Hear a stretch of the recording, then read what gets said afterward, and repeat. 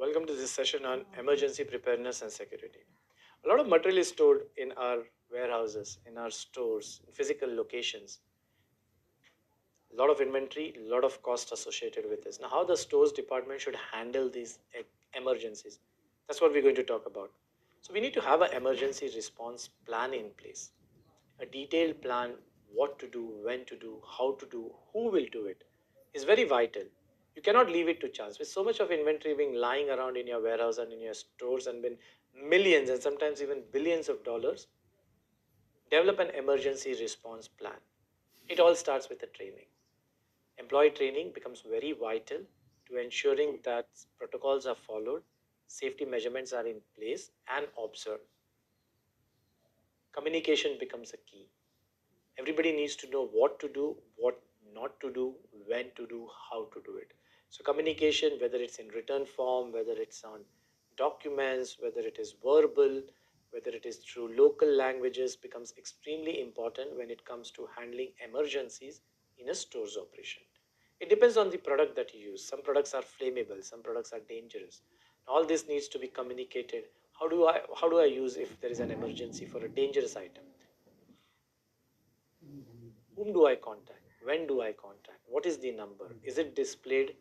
Is it visible? Is it known to people whom to call, when to call during an emergency? How do I go out if there is an emergency?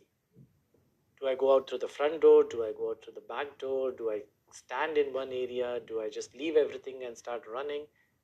What is my evacuation plan? This needs to be clearly communicated to all employees. But at the same time, my assets, which are into millions, possibly billions of dollars, needs to be protected in case of an emergency. My people become my first point of concern. My assets become equally important. How do I asset protect all of these assets which are stored at various locations in my warehouse? And then a fire and safety drills. So you need to be prepared for natural disasters. It could be earthquake, it could even be a COVID type of a situation, natural disasters, and we need to be prepared. This was seen recently with the COVID disaster, where lots and lots and lots of companies were not prepared for these type of disasters and how that affected their stores operation. Theft prevention, security cameras, biometrics, all of this can be used to have theft prevention. Backup system, redundant systems, ERPs and softwares and IT solutions are imperative to our business. But what happens if they go down? What happens if the power supply fails? Do I have a backup plan? If I don't have a backup plan, what happens to all this data that is stored in my inventory? A regular drill, people get lethargic, people forget. I've been trained, but I don't know what to do if I don't keep repeating it in regular intervals. So, regular drills definitely help for all the concerned employees of the stores. Review and implement. Keep reviewing what has happened. If there is a disaster and if that disaster had some learnings, these needs to be documented, these needs to be reviewed, and these needs to be improved upon so that we are better prepared for the next time. Post emergency assessment is also very vital in this case. So we look at what happened, what could have been done better, did we record it, did we document it, and take these lessons and then prepare a new document that can be used in terms of a tool as post emergency assessment. Psychological support, it could be a trauma because of this emergency evacuation. It could be a trauma to a person. So psychological support in some rare and in some severe cases also could be given to people. Now coming back to protocols for securing the valuable items, so all this is done for preparedness, but our assets needs to be protected. So for protecting our assets, to start with, we need to have the accurate record of what our assets are. So maintain an accurate record of all your inventory, whether it is assets, whether it's moving, perishable, whatever it is. Maintain a quick and a good, correct record of your inventory. Have a secure storage system depending on the type of products that you're storing there. Like we said, if you're using a hazmat material, if you're using a flammable material, adequate secure storage is required. If you're storing diamonds, it is very different to storing hazmat materials. So if you're storing very, very valuable cargo, a secure storage would look very different from something on a shop floor.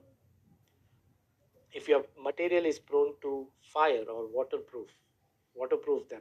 So fireproof or waterproof containers could be required. Label these assets so that they can be identified in case required. Surveillance and security systems comes in handy and are a given nowadays that the reduced cost surveillance and security systems, whether physical or through cameras or remote sensors, is something that should be looked into. Do we have enough emergency kits lying around in the warehouse or on the shop floor? Are these equipped? Just having an emergency kit may not help, but are these equipped? Do they have the right content in it? And can these contents be used or are they expired? What is the evacuation process to be used when we go around the warehouse? Where do we go? Where do we not go? Employee training, post emergency assessment, collaboration with security professionals, all of this would be required for us. Inventory auditing. We need to know exactly what's in our warehouses, what's in our stores, and we need to audit it to ensure that it is compliant with certain framework and guidelines that is required. Auditing is vital during emergencies for loss assessment. So we need to know what was there and then we need to know what is the loss so that we can evaluate. So auditing, inventory auditing is extremely vital. It activates the response plan and post safety measures. Assesses inventory records for the baseline. If we know, then we can assess what was the loss. Secure area categorization and inventory status required. Coordinate with the relevant authorities for safety, investigations, and follow ups. Document findings for insurance and recovery. So then document all of these findings so that you can submit it to your insurance and for recovery purposes.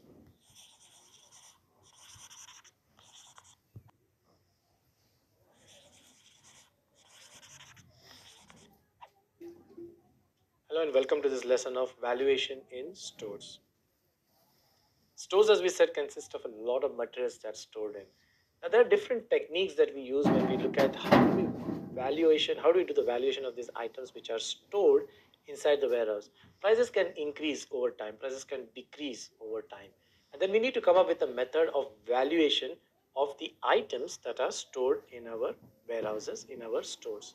So there are different methods and different inventory valuation techniques that companies use to ensure that they have a correct valuation of the goods that is stored in the warehouse. This can have a significant impact on your bottom line.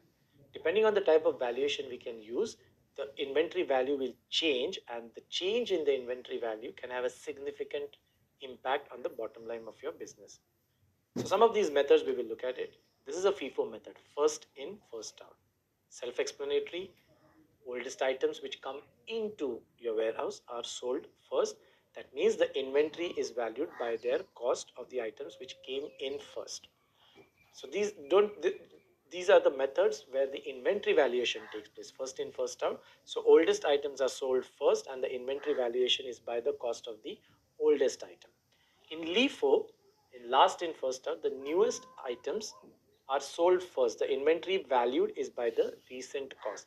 So the last item which came in, the inventory is valued based on the recent cost. So whatever you have in stock is valued based on the recent cost. In FIFO, whatever is valued is based on the first in cost. In LIFO, whatever is valued is based on the new cost or the recent cost of the products that you have in stock. So very different in terms of the valuation when you look at FIFO and LIFO on the actual bottom line. You can also do a valuation based on a weighted average cost. This will calculate the averages cost of all times. You place a purchase order. Not everything comes in at the same price. Something comes in at an X price. Tomorrow, after 6 months, when you buy the same item, it comes in at a Y price. You might have a little bit of the older items remaining in stock, and you would have the majority of the new items which are remaining in stock. How do I value the inventory? Do I take the old one? Do I take the FIFO? Or do I take the LIFO, the new one? How do I do it? I can do it by a weighted average cost. This calculates the average cost of all the items that I have in my inventory. Specific identification assigns a unique cost to each item. So no FIFO, no LIFO, no weighted average. It is based on the item, assigns a unique cost to each item, and I value my inventory based on this unique cost. Standard cost, again another method of valuation. This values on predetermined standard. So I determine a standard cost in my system, and I then base my, this is basically for rate contracts when you have no changes in through the whole year. You bring an inventory today and after 6 months mostly at the same price. You can have a standard cost valuation, SC, standard cost values which are based on predetermined standards of the product that you have in stock. LCM, you can use values at the lower of the cost or the market price, lower of the cost or lower of the market price, LCM, or you could have an NRV, which is the net realizable value of what the product holds. Considers expected selling price minus the cost. Now, material receipts. If you look at material receipts, the valuation includes, when you do a material receipt, you value the product based on what was the purchase price and certain added costs.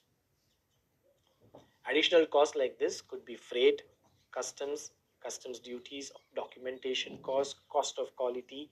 All of these could be factored in. So the purchase order gives you the buying price. Now these added costs are the landed cost. Typically, we call this as a landed cost. Additional cost like freight, which is required to bring the product in, the customs duties you might have paid, the documentation charges, the inspection charges you might have paid. All of these are then added. Then deduct the trade discounts and allowances, if any, which was given by your supplier. And that's how you arrive at the landed cost, which is now comprising of all the expenses that are paid. Now, this can be significantly different than the buying price of the goods. The landed cost can be significantly different than the buying price. So don't go only on the buying price. Always look at a landed cost to do a fair comparison of how much did it really cost you to bring this product in. Testing, quality, um, damage, all of this can significantly change your landed cost. Now let's look at material returns. There is a quality issue. What came into stock is not as per the quality that we want. Now we have to return this. There's a quality issue. Return for defects, substandard performance. These are returns. Incorrect quantity came into stock. I ordered X and I got Y. It could be an excess or it could be a shortage. Now this could lead to a return or this could lead to adjustments. And how much does it cost me? Wrong material came into it. I ordered X and a Y came in. This is not what I ordered, or a wrong design came in, or a wrong color came in. Now, this is a mismatch in the material selection. Now, I need to return this. There was a change in the specifications. There's a reason because the product design changed, or there's no use of a particular type of a product now, and something has been enhanced, or a quality change has happened. So, there's a change in the specification, or a product has already expired. Is an expiry date on a product typically true with perishable products or products which are having an expiry date on it? Now I have to return these outdated products. So there could be a material return. Or it could be due to change from a governmental policy or a framework. There's an environmental or regulatory compliance where I have to return some of these products because they are defective and cannot be used. So there is an environmental or regulatory compliance that I have to follow. They were damaged in transit while transporting from place A to place B. There was a damage because of irregularities in the movement, and now this material, when I receive it, all has been damaged and needs to be returned or changed. Or I have an excess of stock. I ordered in anticipation of a demand. I ordered 1,000 pieces and only 500 got sold. Now, what do I do with this 500? So that is to manage my excess inventory. All of this has a cost. All of these material, and there could be many more types of material returns, but all of this will have a material return. There has a cost associated with this. Add a supplier agreement. Anything that I have excess, I will return back to you. So I will order, but anything that is left at the end of the season will be returned back to you, and the supplier will take it back. So there was a supplier agreement. There was a production changes, unneeded materials due to shifts in the productions. There also could be product recalls. You see that typically in the car industry.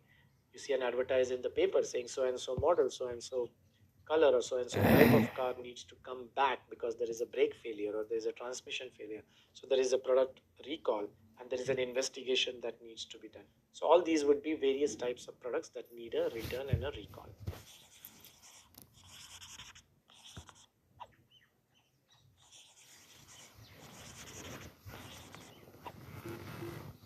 Hello and welcome to this session on stores department. Let's talk about stores. We talked about stores as a place where most of our inventory is kept securely, safely. Now, what are the different types of stores layouts that an organization could possibly follow? A centralized or a decentralized? What are the advantages? What are the limitations? What does it mean by centralized and decentralized warehouses? A centralized warehouse, for example, raw material from warehouses to multiple locations can be sent. One place where you store all or most of your inventory and then distribute it as and when required across plants, across manufacturing locations, across retail outlets. A centralized warehouse typically then would be larger to take care of all the requirements. It would have more stringent material control and management because you manage a lot of inventory at this warehouse. It is centralized. Think about a centralized ordnance depot for an army. Think about a centralized depot for a large manufacturing unit. You have a lot of materials which is lying there, and a lot of raw material, WIP, and even finished goods. Stringent material control is thereby required. Safety, security is thereby required. Efficient for monitoring and control because it's one single large but single location. It's easier to monitor. And you have a ERP, of course. You don't do it manually, so you have a ERP, you have a software. So it's having also a streamlined inventory management, which is possible because it's all stored in one single physical location. But you could also have a decentralized stores. So by the very nature of decentralized stores would mean more than one decentralized stores across multiple locations. The locations could be dependent on strategic requirements of a company. So items would be received and distributed from the same locations. Vis-a-vis a centralized where you receive in one location and then distribute. In a decentralized, the items would be then received in those decentralized locations, multiple locations, and then they would be distributed. Where would you have this decentralized? It could be a strategic one, as I said. It could be close to your production center, or it could be close to your customer. So the locations would depend on different requirements of different organizations. It could be close to production centers to prevent interruptions, or it could be at a location which is saving on inventory carrying cost. I bring it closer to where it is being used, so I save on the transportation cost. So it's a saving on the inventory carrying cost because I'm keeping lower inventory because the material is going to be available in my decentralized warehouse quicker. I don't keep as much inventory as I would keep in my centralized warehouse.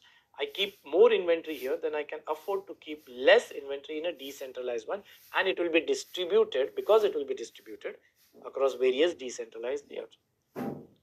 It gives you savings on inventory carrying costs, but also it helps to put separate POs, separate purchase orders. So each decentralized layout will put separate POs on the suppliers. So if you look at the warehousing types now, you could have a distribution center, a large distribution center. I bring products from outside the country. I keep it in one DC, a distribution center. And from this distribution center, I then distribute it across the country. Or I can distribute it to my channel partners. I can distribute it to my distribution agents. That could be a distribution center at one critical location in a country, or you could have more than one in a country depending on the size of the country. You have a retail store. This is where the physical goods are. You walk into the store, you have the goods kept, and you see those stores and you buy those stores products which are on the shelves. So it could be a retail store, typically a smaller or a little larger format, but definitely smaller than a distribution center. You could have a wholesale warehouse where you store a lot of different items that you buy from different customers, from different suppliers. Keep it in a wholesale. Look at a grocery store or supermarket. You have a wholesale warehouse that you store these products. If your products require cold storage, temperature controlled, if they require these type of products, then you could have a cold storage where you set the conditions and the criterias for a cold storage. Or you could have a last mile e-commerce fulfillment center. It comes to my location. So it comes from abroad, it comes to my warehouse, it comes to my distribution center as a last mile. And from here now I then go and distribute it to many customers. So this is a e-commerce fulfillment center where that size is typically smaller, but the volumes are very, very high. It comes in and goes out very, very quickly to your customer. It could be a bonded warehouse. This could be inside a free zone where the company can take advantage of tax-free storage of their materials. Inside a free zone, do not pay customs duties, bring it into the country, store it without tax, and then send it out to export markets. The Middle East has a lot of these to offer, bonded warehouses which can be stored at tax-free concessions. You could have a self-storage unit. These are very much in demand nowadays. I'm moving from one place to another. I need a temporary storage. I can go and store something, a self-storage. I can put some material and I can then lock it and I can do a temporary storage and then I can pick this up again and take it to my new home. Or I can keep some material for a limited period of time. A company needs extra space but doesn't have the requirement for a long-term storage. They can go to a self-storage unit. They can keep this material there and can lock it and secure it and then take it out as and when required. So those are called as self-storage units. You could have an automated warehouse, high amount of automation, lots and lots of data captured in these warehouses, which can then be used to drive demand and also to meet customer demands. You have a raw material storage. It could be a yard, it could be an open. I'm storing timber, I'm storing iron, I'm storing steel. I don't require a cold storage, I don't require a temperature control, I don't require an AC. I can then store my raw material depending on what type of raw material I'm storing. I could even store it in a yard, an open yard, a secure yard. I could have a finished goods warehouse. My finished goods will be typically more in terms of value. I can't keep it out in the yard. I need more security. I need cameras. I have a finished goods warehouse. I keep all my finished goods separate. I keep all my raw materials separate. I have a controlled temperature, and my products require controlled temperature from 18 to 23 degrees. Then I have a climate controlled warehouse. It's monitored, it's secure, it's something that I need for my products. Then I can have a temperature control or a climate controlled warehouse. I could have a distribution hub, one center distribution and then distributing it across the hub. This is a hub and a spoke design, we call it. So the central becomes a hub and all of these becomes a spoke. So a distribution hub and then delivering it to the actual smaller warehouses as and when required. Cross docking facility, something that comes in, but I don't want it to be stored for a long period of time because I have a customer order waiting for it. Since I have a customer order waiting for it, it is in my interest that I bring material quickly and quickly deliver it to the customer. A typical warehouse can take 2, 3, 4 days for completion of the inbound process before they can start the outbound process. A cross docking facility is something that kind of bridges this gap by taking the material in from the inbound stage quickly to a loading and to a dispatch area. So that's called as a cross docking, a very, very popular concept, especially for perishables, making the goods reach the customers faster and more fresher. And hazmat material, these are dangerous goods, contains lithium ion batteries, contains a lot of flammable items in it, contains something that can actually go up in smoke. Now if I have a hazmat material, I need special conditions to store it, I need special conditions to manage in case of a fire. So hazmat storage material, that would have a specific requirement. Companies dealing in firecrackers, companies dealing in ammunition, companies dealing with lithium ion batteries, gel batteries, all of these, liquid petroleum, all of these different things can require a hazmat storage. Or it could also be a bonded logistics park, a similar concept as the bonded warehouse earlier, a logistics park where lots and lots of companies come together and are situated here. So I can use a lot of these bonded logistics companies or logistics park to store my material and retrieve it as and when required. So stores and warehousing layout types, let's look at them. You could have if you're small, you could just have a single central aisle, just aisle, and you go and store material and start picking them up. You could have double or a moderate aisles. You could have parallel aisles coming up where you store your materials depending on the size and the product. You could have a grid for many SKUs. You could also go vertical and store a lot of products, not just on the floor, but also high up on the racking systems. You can have a U-shaped layout, which is open, start from here, pick and then enter here, and this is where you have your dispatch area. You could have an L-shaped or a closed R balance. You could have an L-shaped warehouse starting, depending on the size and the space that you get when you rent or when you own the warehouse. You could have an irregular layout. I mean, as you walk into a grocery store, you can go from point A to point B to point C and then back to point A. You could have an irregular layout depending on what is being picked and what is being required by the customer. You could have narrow, we call it as narrow aisles. It's very narrow aisles and very high.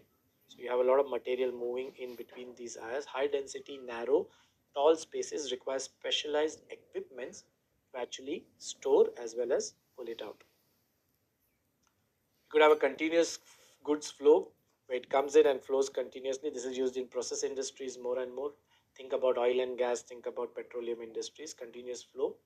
Zone picking, which is divided into high volume, certain items regularly required by customers, like toothpaste and soaps, are stored in a high volume ones, and raincoats and umbrellas could be stored in a different area because a lot of these items can be then combined together and segregated. So this is a high volume area, this is a low volume. This doesn't use much activity, but you see a lot of activity in this area. So you have divided high volume zones and more people possibly working in this area and less people possibly working in this area. You could have a random flexible inventory storage. You could keep one item today in a particular location. Tomorrow you can keep some other item in that location. So you make best use of the space depending on your inventory storage systems.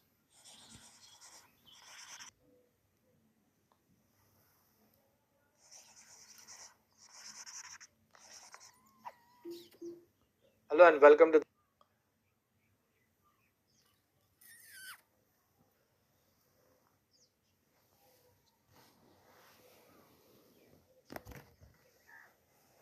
this session on basics of stores management.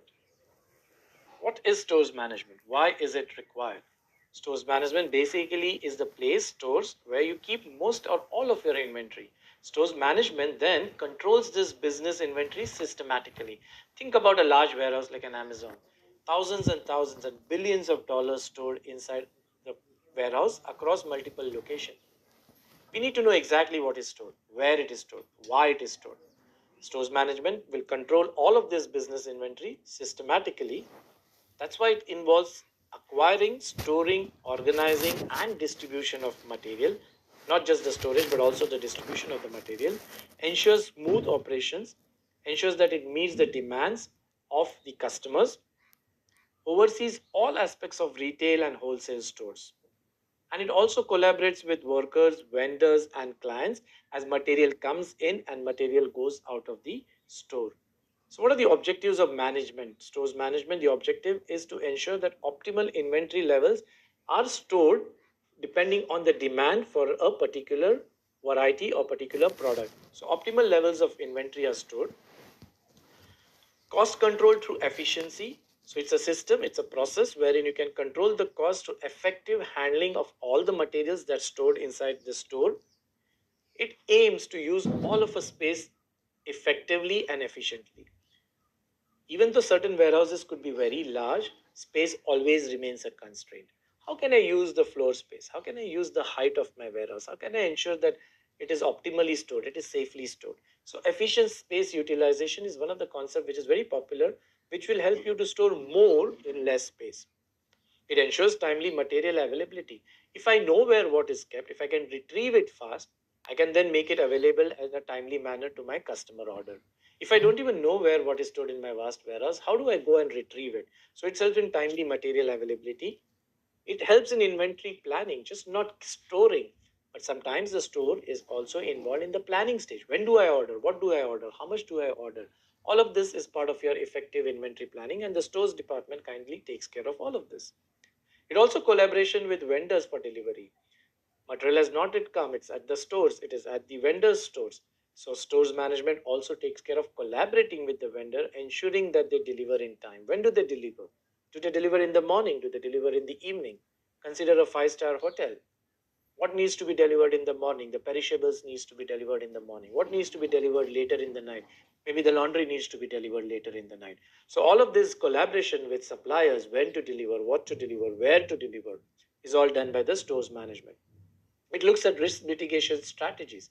How do I ensure that the material comes in time? How do I ensure it is stored in a timely manner? How do I ensure that it doesn't perish within the warehouse? Does it have the right temperature? Does it have the right lighting? Does it have safe and secure environment? It looks at all of the risk mitigation strategies. It also looks at compliance and regulation. It looks at how do I minimize my inventory carrying cost. It looks at quality control. Something that's lying in my warehouse, does it get damaged? Then what's the point in keeping it?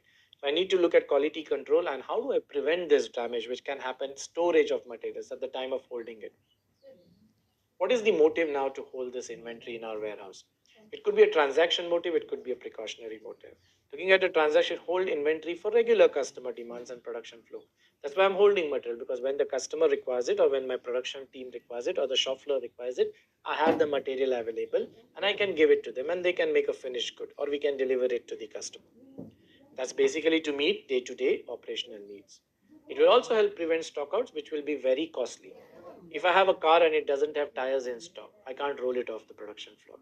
If I can't roll the cars off the production floors, I can't take the next batch. So prevent stockouts, which can be very, very costly, much more than the cost of the product itself. It also ensures quick order fulfillment. It maintains the customer, keeps them happy because you're making the product available in the time that you have promised the customer to. It avoids inadequate inventory related losses. As we spoke about, lost stockouts can be even much more expensive than the actual product cost.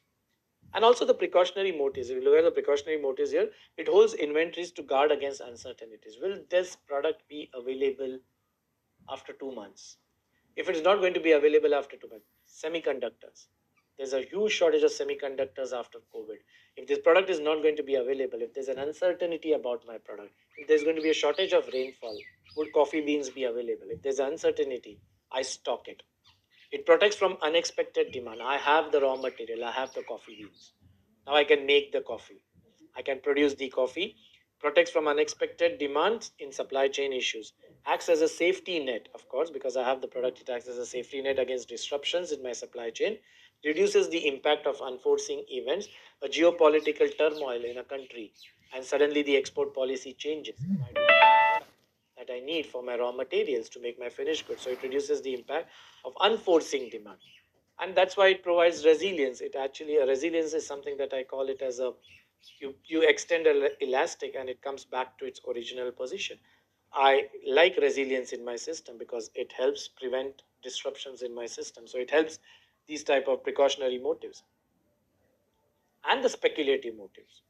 Hold inventory for investment and price change anticipation. So I have this product and I see a shortage in the market. Can I sell this at a higher price to other companies, or can I hold it and can I be a market leader because I have the material? Speculative motive. I expect significant future rises. I expect the coffee prices to go up. I expect the gold prices to go up.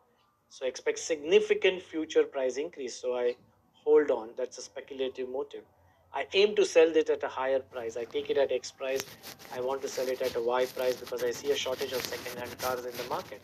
I buy a car and I sell it after 1 year. I expect to gain a profit out of it. Speculative. Common in industries where there is a lot of price fluctuations. That's a speculative motive. That's where most of the inventory is kept, and that's where the inventory is used as an investment tool. So, what does a storekeeper look like? He or she, how does it look like, or what do they do? They manage and oversee stores operations, of course, organizes and stores the inventory effectively and efficiently. They ensure proper stocking levels and tracking. They focus on meeting the requirements of the customer. This could be internal customers, this could be external customers. Vital in retail, warehousing, supermarkets, storekeepers are very vital because they keep a tight control over the inventory. They contribute to stores' effective functioning, efficient inventory management, which ultimately will benefit the customers.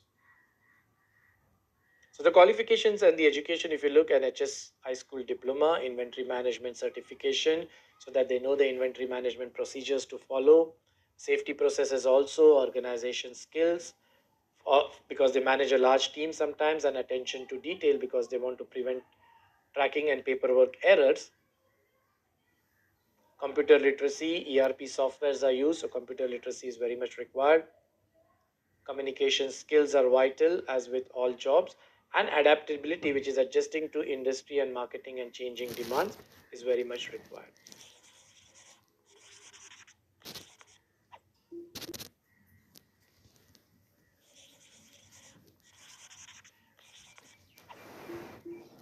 Welcome to this lesson on advanced automation and robotics in material handling. A very interesting topic. AGVs, robotics, AI, IoT, a flare of what we do for things today. And how does that help material handling, considered as something that you move from place A to place B? Automated guided vehicles, these are robotic vehicles in a controlled environment. And soon you will see this in the actual outside world, just not in controlled environments. An AGV or a robotic vehicle is in a controlled environment, transport materials, reducing manual work. They are guided by magnetic tapes, wires, lasers, or even vision, and they enhance the efficiency, lowers the cost, and boost safety. Within a warehouse, you could have an AGV. If you've seen some videos of autonomous warehouses, you'll have small AGVs running and crisscrossing across the warehouse floor. They know exactly where to go. They know exactly what to pick. They know exactly where to deliver. And this improves substantially the efficiency, at the same time reduces damages, reduces accidents, and improves safety in a warehouse. AGVs are also started used not just in controlled environments outside, but also in large ports where you have the AGVs take a container, put it onto an AGV and get it transmitted to a ship, or take it down from a ship and bring it to a yard. AGVs have lots of applications in a smaller controlled warehouse inside and also out in the yard. And soon we will see this reflecting in cars too, common in manufacturing and warehouse distribution. It is best for repetitive tasks in stable environments. Repetitive tasks can be done by AGV, autonomous mobile robots. So now we have these robots which are mobile, of course. We've seen this all across our cities sometimes, which are delivering goods, which are delivering drinks. Advanced robots navigate autonomously, bringing products right up to your doorstep.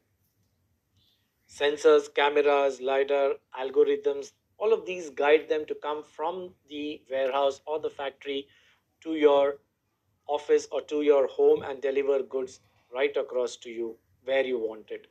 Ideal for real time, unpredictable environments. We see this in our day to day life. We use this, some of us use this already. They navigate around obstacles, find the best routes, and then help deliver your products. And this enhances the customer experience.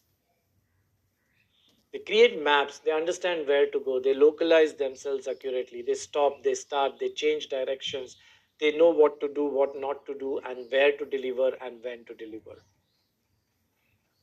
But you could also have robotic arms and manipulators for material handling. They don't move around, but robotic hands are vital in the industrial automation. They handle materials across sectors. They have multiple degrees of freedom. A robot can have multiple degrees of freedom, picking up material, dropping them, keeping them, moving them, changing directions, especially where human hands cannot be used or there is a risk when it comes to safety. A DOF, a degrees of freedom, for intricate moves, a robotic arms can be used even in surgeries as much as in the shop floor. They consist of grippers and suction cups as effectors to hold, pull, keep it ready, and keep it steady as they move around doing their jobs. They are integrated with software for seamless automation as they talk to each other and as they build upon the efficiency and communication. They collaborate with each other as robots, as humans. When we get into the warehouse automation systems, as you get into automations, the warehouse itself is one full automated space, a very large space or a very small space, but completely automated. What helps it is warehouse automation systems will help automate your warehouse. Warehouse automation transforms storage and distribution. Gone are the old days where you just keep a product, give a number or a location in your system, physically go and pick it when it is required and deliver it to the customer. Now, warehouse automation systems can transform your storage and your distributions centers. It gives you real time data, which gives you insight into your inventory, into your orders. So, real time information is now available from your warehouses. Robotics, conveyors, automated guided vehicles, softwares are technologies are being used to automate your warehouses. There are several warehouses within the region. If you have a chance, you can go and watch them and see them in action. It's fascinating to ensure how it boosts efficiency, minimizes errors, optimizes spaces, and improves security and safety across warehouse operations. We can do order picking, packing, inventory management, and physical counts, cycle counts. All of these activities are possible with the warehouse management systems. So now when you start building the warehouse management system, then you start adding AI in material handling at the next level. So AI in material handling can actually transform your material handling in industries. It's a transformative process. Using AI in material handling, machine learning, computer vision, data analytics can vastly improve your current operations. Real-time data will be available for analysis and for taking informed decisions in your day-to-day operations. Now you couple this with your predictive and your prescriptive analytics, and which will optimize your inventory as well as your demand. Computer vision will enhance picking, sorting, accuracy, thereby reducing and eliminating efforts and eliminating rejects and inaccuracies. A dynamic routing for an AGV, not a sequential, but a dynamic. Pick this, then pick that, then pick this, A dynamic routing for an AGV and AMRs in complex spaces can be used to improve efficiency. Machine learning will also improve the robotic arm's performance and help it perform better and better over time.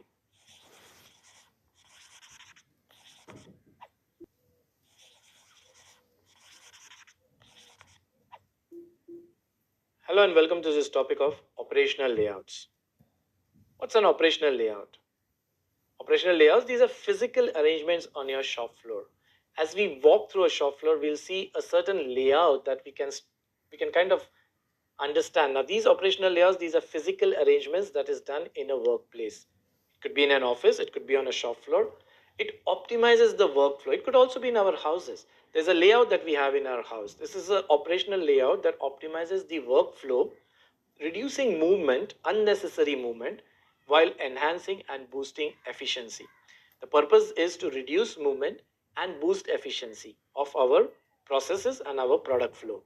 It enhances productivity, minimizes the waste that would have ever resulted in a wrong operational layout. Flexibility to respond to changes in the mix. I'm making one product today, tomorrow I'm going to make something else. I need to have a flexibility in the system. So all of these things, it is a very, very scientific process of looking at what could be a best layout to suit my product. As my product changes, as the product mix changes, I need to be flexible in my operational layout. There are various types of operational layouts that are available in a shop floor. Now, this depends on individual organizations. This depends on the individual engineers that work on these layouts to see